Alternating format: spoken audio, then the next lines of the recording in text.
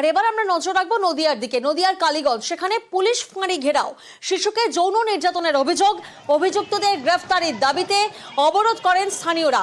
কালীগঞ্জের পলাশীর ঘটনায় রীতিমতো উত্তেজনা ছড়ায়।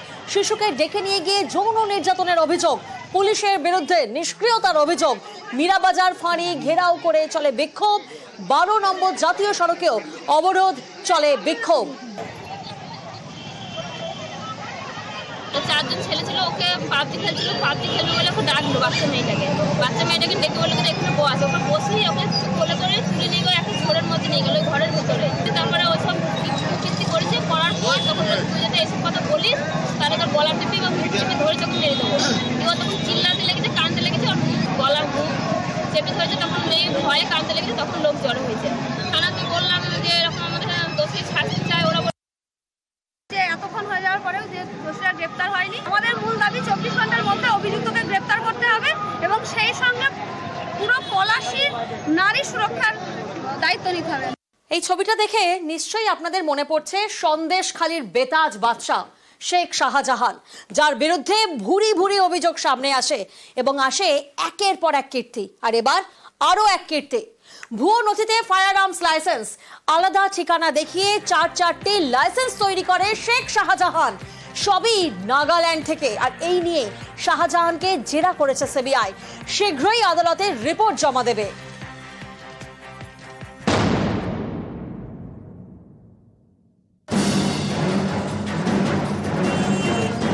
শেখ শাহজাহান এক সময়ে সন্দেশখালীর বেতাজ বাদশাহ।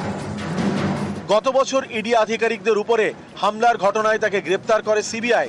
তার বিরুদ্ধে ভুয়ো নথি দেখিয়ে আগ্নেয়াস্ত্রের লাইসেন্স তৈরির অভিযোগ। সিবিআই গোয়েন্দাদের দাবি, তদন্তে তারা জানতে পেরেছেন নাগাল্যান্ড থেকে সন্দেশখালীর শেখ শাহজাহানের নামে ফায়ার আর্মস লাইসেন্স ইস্যু করা হয়।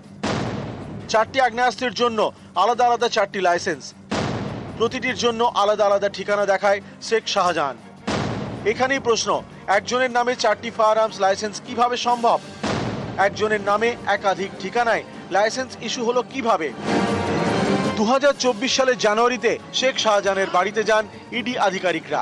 রেশন দুর্নীতির তদন্তে গিয়ে শাহজাহানের অনুগামীদের হাতে আক্রান্ত হতে হয়। এক ইডি অফিসারের রক্ত ঝরে। পরের মাসে শাহজাহানকে গ্রেপ্তার করে সিবিআই। এরপর এপ্রিলে সন্দেশখালীর থেকে উদ্ধার হয় অস্ত্র ভান্ডার। শেখ শাহজাহানের অস্ত্র খুঁজতে সন্দেশখালীতে হানা দেয় এনএসজি। দেখলে মনে হবে যুদ্ধের ট্যাঙ্ক, আসলে এটি একটি রিমোট চালিত রোবট। এই রোবট দিয়েই সন্দেশখালীতে তল্লাশি চালায় এনএসজি। সিবিআই এর দাবি, উদ্ধার ও আগ্নেয়াস্ত্রের মধ্যে 4টি লাইসেন্স শেখ শাহজাহানের নামে, সবই নাগাল্যান্ড থেকে ইস্যু করা। সিবিআই এর এও দাবি, শাহজাহান ঘনিষ্ঠ কয়েকজনের নামেও নাগাল্যান্ড থেকে ফায়ার আর্মসের লাইসেন্স ইস্যু করা হয়। সম্পত্তি রক্ষার কারণ দেখিয়ে তারা আগ্নেয়াস্ত্র লাইসেন্স করান, কিন্তু তাদের তেমন সম্পত্তি নেই বলেই দাবি কেন্দ্রীয় গোয়েন্দাদের। তাহলে শাহজাহানের ঘনিষ্ঠদের হাতে কেন আগ্নেয়াস্ত্রের লাইসেন্স? এই নিয়ে শনিবার শেখ শাহজাহানকে জেরা করে সিবিআই। শীঘ্রই এই নিয়ে আদালতে রিপোর্ট দেবেন কেন্দ্রীয় তদন্তকারীরা। অমিত সরকার, নিউজ 18 বাংলা। টেন্ডার থেকে নাম বাদ ঠিকাদারের, বিচার পেতে তিনি আদালতে দ্বারস্থ হন। আর এই ঠিকাদারকে টাইট দিতে শ্লীলতাহানির মিথ্যে মামলায় ফাঁসানোর চেষ্টা, চাঞ্চল্যকর অভিযোগ পঞ্চায়েত প্রধানের বিরুদ্ধে। দেখুন।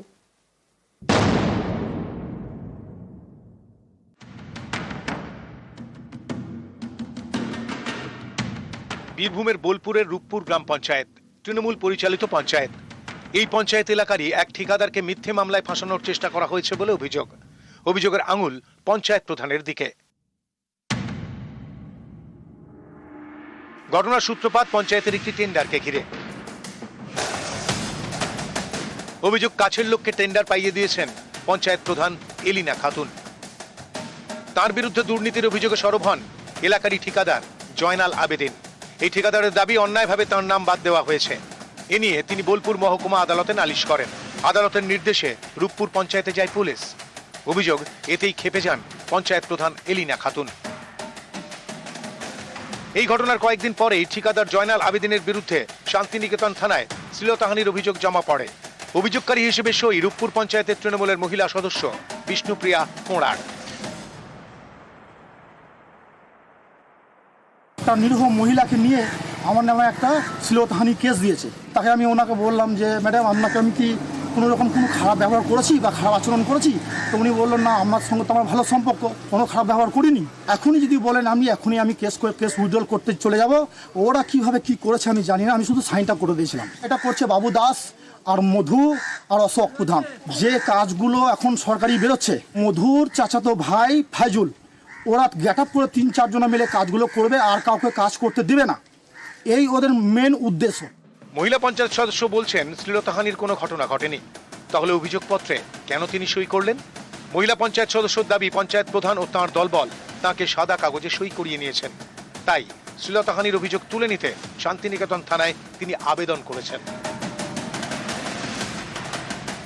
আমাদেরকে কাগজ আমাকে সই করতে বললো, আমি সই করেছি। কাগজ পড়েছিলেন সই করে? না না, আমি তো এখনই শুনলাম ব্যাপারটা যে আমাকে রেপ করা হয়েছিল, এটা শুনেছি। আদৌ কি এরকম ধরনের কোনো ঘটনা ঘটেছে? না। কারা সই করতে বলেছিল?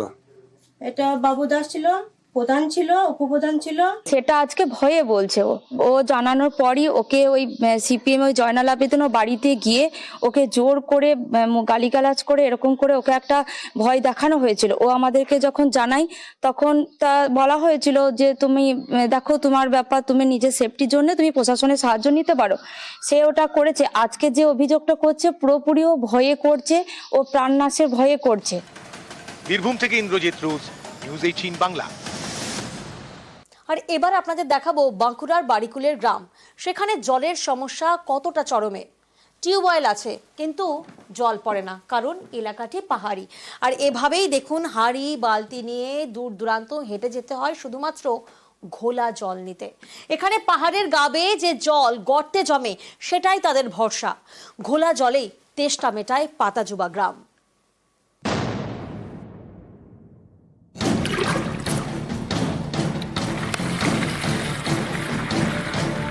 বাঁকুড়ার বাড়িকুলে পাতাজুবা গ্রাম, পাহাড়ি এলাকা। এখানে জল সমস্যা বরাবরের। পাহাড় ঘেঁষা মাটিতে গর্ত, পাহাড়ের গা বেয়ে যে জল চুইয়ে পড়ে সেটা জমা হয় এই গর্তে। একেবারে ঘোলা জল। এই জলই খেতে হয় পাতাজুবা গ্রামের বাসিন্দাদের।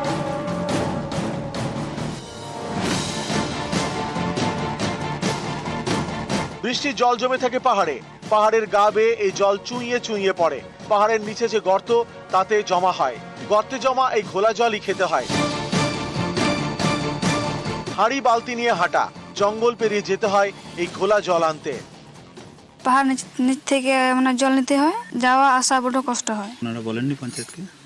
বলেছি, অনেকবার বলেছি। খাওয়ার জল, চান করার জল, রাস্তাঘাট সব মানে খুব খারাপ। কিছু বলে নাই তো, আর আসেও নাই। পাতাজুবার বাসিন্দাদের দাবি এই গ্রামে টিউবওয়েল আছে, কিন্তু উঁচু এলাকা হয় জল ওঠে না। বছর খানেক আগে জনস্বাস্থ্য কারিগরি দপ্তর গ্রামে জলের লাইন বসায়, কিন্তু এখনো জল আসেনি। জলটা নেন কোথা থেকে? পাহাড়ের তলের থেকে লেগে। আর রাতে যদি জল শেষ হয়ে যায়? না খাই তখন শুয়ে থাকি। গ্রামে টিউবওয়েল নেই আপনাদের? গ্রামে টিউবওয়েল আছে, জল থাকে নাই। পাইপ লাইন নেই আপনাদের গ্রামে? পাইপ লাইন আছে, জল দেয় নাই। পিএইচির সাথে আমি কথা বলে সমস্যা সমাধান করার চেষ্টা করছি। আপনারা সকলেই জানেন খুব ঢিলেমিতে কাজ চলছে, আমি কথা বলে সলভ করার চেষ্টা করছি। বাঁকুড়া থেকে প্রিয়ব্রত গোস্বামী, নিউজ 18 বাংলা।